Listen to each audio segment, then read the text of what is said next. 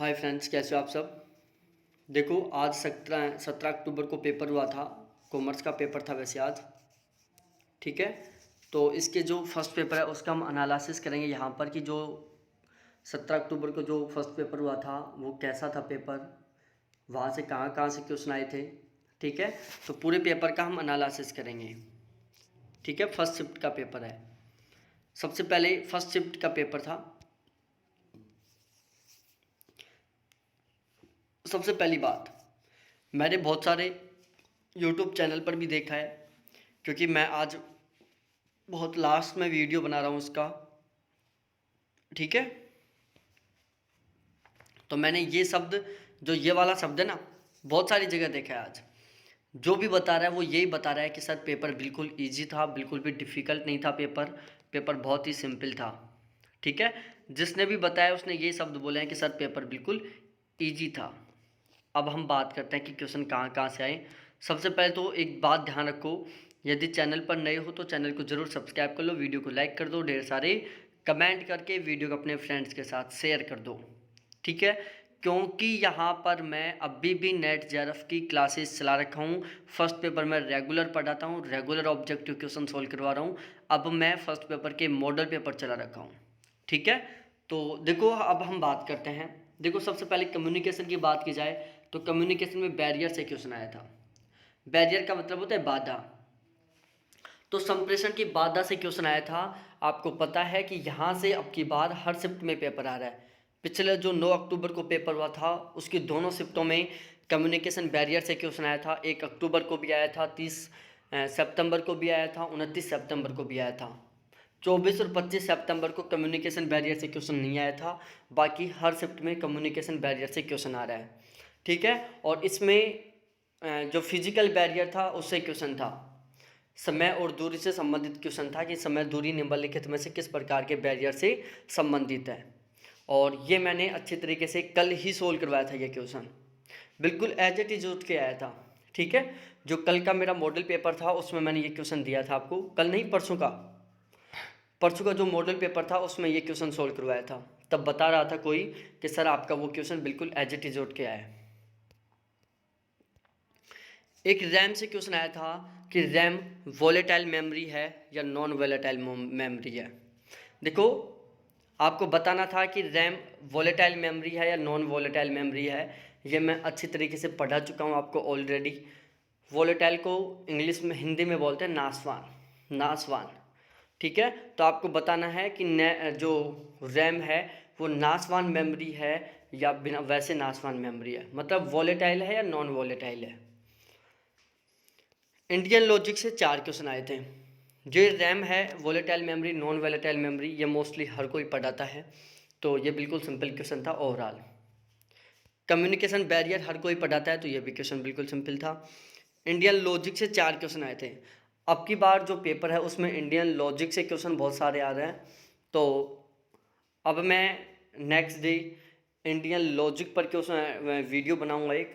क्योंकि पिछली 9 अक्टूबर की बात की जाए और आज की बात की जाए तो आज तो जो इंडियन लॉजिक था इससे टोटल 4 क्वेश्चन आए हैं, और 9 अक्टूबर को भी 2-2, 3-3 क्वेश्चन आए थे हर शिफ्ट में इंडियन लॉजिक से। तो इंडियन लॉजिक से 3-4 क्वेश्चन आ रहे हैं, तो कल के एक वीडियो बनाऊंगा जिसमें मैं पूरा पूरा इंडियन लॉजिक समझा दूंगा अच्छे तरीके से। हाइपोथेसिस से क्वेश्चन आया था। ठीक है, हाइपोथेसिस से क्वेश्चन आया था। परिकल्पना से रिलेटेड कोई क्वेश्चन था और उसमें परिकल्पना के बारे में पूछा था वो, कि हाइपोथेसिस क्या होती है, उसकी क्या विशेषता होती है, वो हमें पूरा डिटेल से नहीं बताया।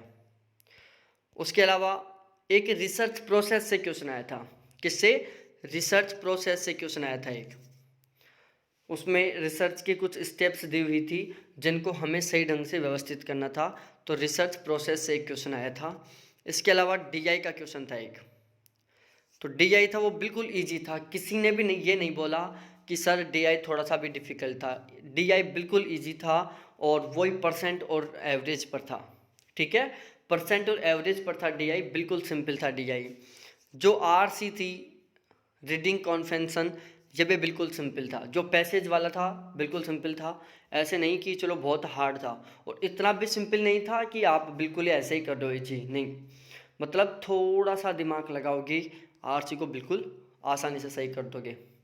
देखो, मैं हर पेपर का रिव्यू देता हूँ, तो एक भाई बता रहे थे कि सर आप जिस तरीके से हमें पिछले पेपरों के बारे में बता रहे थे, उसके अकॉर्डिंग देखा जाए तो जो कॉमर्स की का जो आज का पेपर था, फर्स्ट पेपर, वो सबसे सिंपल पेपर आया था आज। आज का कोई भी ऐसा कैंडिडेट ऐसे नहीं बोल रहा था कि ये पेपर थोड़ा भी डिफ़िकल्ट आया हो। और डीआई भी बिल्कुल सिंपल था। क्या होता है कि मोस्टली कैंडिडेट डीआई नहीं करके आते, लेकिन ये बिल्कुल सिंपल था यहाँ पर। अब की बार डीआई वैसे आई सिंपल रहा है, एवरेज और परसेंट पर ही आ रहा है। रिसर्च एप्टीट्यूड में क्वेश्चन थे मैचिंग से, और उसमें मात्रात्मक, विवरणात्मक और प्रयोगात्मक, ये 3 मैचिंग करवा रहा था। इसके अलावा एक और था, उसके बारे में मेरे को पता नहीं चल पाया। तो रिसर्च एप्टीट्यूड से अब की बार क्वेश्चन आ रहा है। नॉइज से रिलेटेड कोई क्वेश्चन था जिसमें डेसिबल दिया हुआ था। जैसे नॉइज़ का कोई क्वेश्चन था और उसमें डेसिबल दिया हुआ था, तो हो सकता है कि नॉइज़ में ये क्वेश्चन हो कि आदमी, कोई भी मनुष्य कितनी ध्वनि सुन सकता है या फिर एहसास कर सकता है। मतलब ध्वनि से रिलेटेड क्वेश्चन था और उसमें उसकी मात्रा दी हुई थी। ठीक है, तो ये भी हो सकता है कि जो चिकित्सालय होता है या विद्यालय होता है, वहाँ पर कितने डेसिबल की वॉइस होनी चाहिए, आवासीय क्षेत्र में कितना डेसिबल की वॉइस होनी चाहिए, इस तरीके का कोई क्वेश्चन था। आईसीटी से रिलेटेड क्वेश्चन आया था मैचिंग का, जिसमें आईपी दिया हुआ था, इंटरनेट प्रोटोकॉल, डब्ल्यू दिया गया था, वर्ल्ड वाइड वेब, और ओएस दिया गया था, ऑपरेटिंग सिस्टम।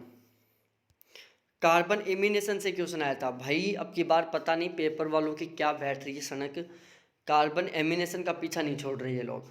कार्बन एमिनेशन को हर बार दे रहे हैं ये लोग। एक ये टीचिंग लेवल, इनसे भी पता नहीं इसका क्या प्यार हो गया इनको। कार्बन एमिनेशन, एक्शन रिसर्च और टीचिंग लेवल, ये 3 क्वेश्चन है जिनसे अब की बार पता नहीं क्या हो गया इन लोगों के पेपर सेट करने वालों के। ये 3 क्वेश्चन तो उठा के हर शिफ्ट में दे रहे हैं। कार्बन एमिनेशन हर बार दे रहे हैं, और कार्बन एमिनेशन के अब की बार तो 2 क्वेश्चन आए हैं। कार्बन एमिनेशन के इस बार तो 2 क्वेश्चन आ गए। और टीचिंग लेवल, स्मृति स्तर था, बोध स्तर था, चिंतन स्तर था। ठीक है,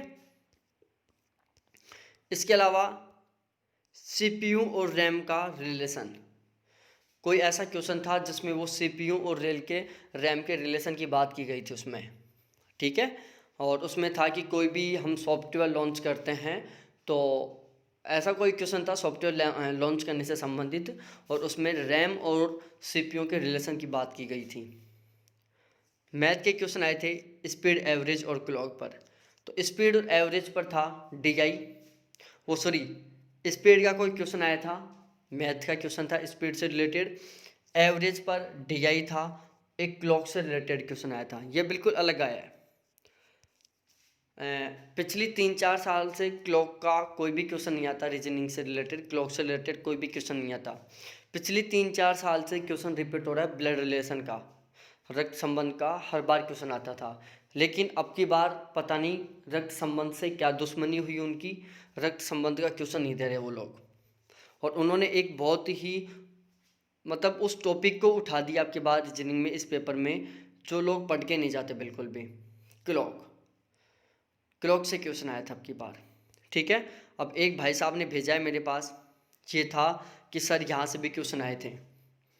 ठीक है, एक तो था इफेक्टिव क्लासरूम कम्युनिकेशन। ये भाई साहब थे जिनका पेपर था, वो पेपर दे के आए हैं आज का, और उन्होंने मेरे को पेपर लिख के भेजा है कि सर ये क्वेश्चन आए थे। ठीक है, तो एक था इफेक्टिव कम्युनिकेशन, क्लासरूम कम्युनिकेशन का क्वेश्चन था, इफेक्टिव क्लासरूम कम्युनिकेशन। एक null hypothesis and alternative hypothesis. ठीक है, आज ही मैंने नल हाइपोथेसिस तो मैंने आज ही करवाई है, शून्य परिकल्पना बोलते हैं इसको। आज का जो मेरा मॉडल पेपर था उसमें मैंने ये क्वेश्चन करवाया था कि 2 चरों के बीच में शून्य संबंध को नल हाइपोथेसिस कहते हैं। जब 2 चरों के बीच में किसी भी प्रकार का संबंध नहीं होता, उसको हम नल हाइपोथेसिस कहते हैं। एक अल्टरनेटिव हाइपोथेसिस होती है। ठीक है, तो आपका यदि पेपर आगे है और आप बहुत ही गजब तरीके की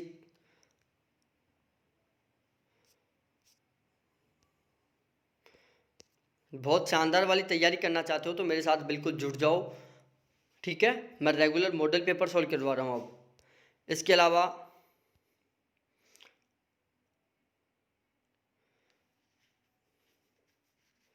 एक कुछ थ्योरी से रिलेटेड क्वेश्चन आया था, एक अप्लाइड रिसर्च से क्वेश्चन आया था। मैंने बताया था ना, रिसर्च से क्वेश्चन आया था, अप्लाइड रिसर्च से क्वेश्चन आया था अब की बार भी।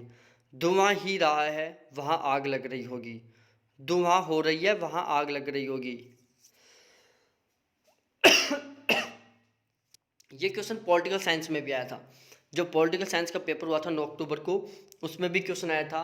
इस क्वेश्चन का भी पता नहीं क्या ताल्लुक है, 2013 से लेकर अब तक देखा जाए तो ये क्वेश्चन कम से कम 10 बार आ चुका है, कम से कम 10 बार। धुआं हो रही है वहाँ आग लग रही है। इसके अलावा डिपेंडेंट वेरिएबल से रिलेटेड क्वेश्चन आया था, आश्रित चर क्या होते हैं। ठीक है, दो प्रकार के चर होते हैं, एक स्वतंत्र चर होते हैं, एक आश्रित चर होते हैं। स्वतंत्र चर वो होते हैं जिनके ऊपर किसी का प्रभाव नहीं पड़ता।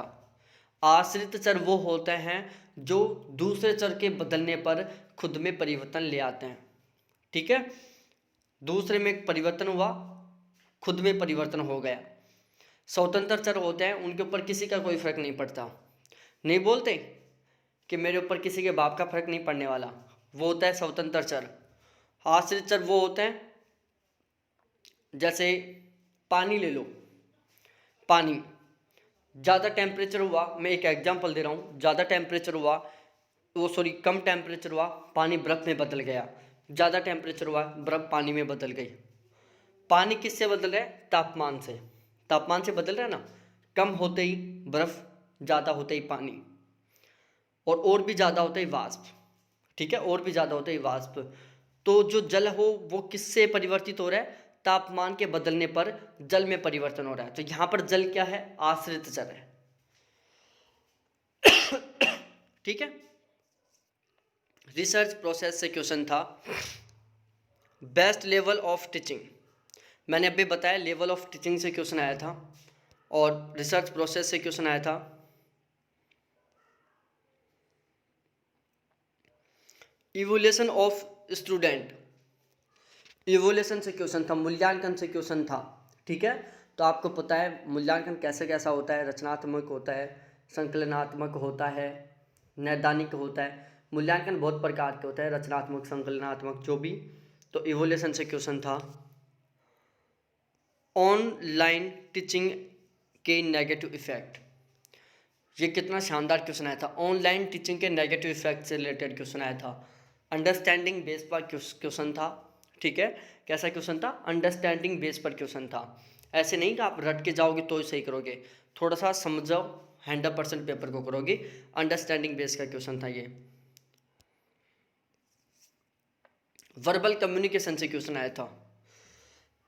किससे? वर्बल कम्युनिकेशन से क्वेश्चन आया था। वर्बल, नॉन वर्बल दो प्रकार के होता है, मौखिक और अमौखिक। जल प्रदूषण कैसे होता है? कारण बताना था, जल प्रदूषण कैसे होते हैं। 4-5 कारण दिए हुए थे उनमें से, और उनमें से आपको बताना था। ठीक है, यह भी अंडरस्टैंडिंग बेस पर क्वेश्चन था। स्वयं योजना क्या है? इसके उपयोग। स्वयं योजना क्या है, इसके उपयोग से रिलेटेड क्वेश्चन आया था। बिल्कुल सिंपल क्वेश्चन है, बिल्कुल भी डिफिकल्ट नहीं है ये भी। एक ईमेल से रिलेटेड क्वेश्चन आया था। किससे? ईमेल से। ईमेल में BCC, CC2 इनसे रिलेटेड क्वेश्चन था शायद। और एक IP से रिलेटेड क्वेश्चन आया था, इंटरनेट प्रोटोकॉल से रिलेटेड क्वेश्चन आया था। और एक आया था कि सुबह 5 बजे 5 बार अलार्म बजे, अलार्म 9 बजे में 5 मिनट लगती हैं, तो 9 बजे 9 बार अलार्म बजने में कितने मिनट लगेंगे? मैंने बता दिया था ना, क्लॉक से रिलेटेड एक क्वेश्चन आया था। ये था भाई, घड़ी से रिलेटेड क्वेश्चन आया था जो। ठीक है, तो ये था पूरे पूरे पेपर का रिव्यू। टोटल 16 क्वेश्चन तो ये हो गए, और कुछ क्वेश्चन यहाँ पर थे जिनका मैंने आपके साथ डिस्कस कर लिया है। ठीक है, तो पेपर बिल्कुल इजी आया था, किसी ने नहीं बताया कि पेपर सर डिफ़िकल्ट आया था। ठीक है, तो बहुत बहुत धन्यवाद आप सभी को देखने के लिए। Thanks, bye. और आगे आपका पेपर है तो मेरे साथ जुड़ जाओ, मॉडल पेपर सॉल्व करवा रहा हूँ रेगुलर। यहाँ से इस पेपर में 5-7 क्वेश्चन ऐसे मिले हैं जो बिल्कुल मेरे मॉडल पेपरों से एज इट इज उठ के आए हैं, उसमें उन्होंने क्या भी नहीं बदला। और इन भाई साहब ने बताया था मेरे को, ये मेरे को पेपर सेंड किया, इनसे मैंने रिक्वेस्ट की थी कि भाई एक बार आप पेपर लिख के दे दो मेरे को कि आज का पेपर कैसा आया था। ठीक है, तो थैंक्स देखने के लिए सभी को, बाय।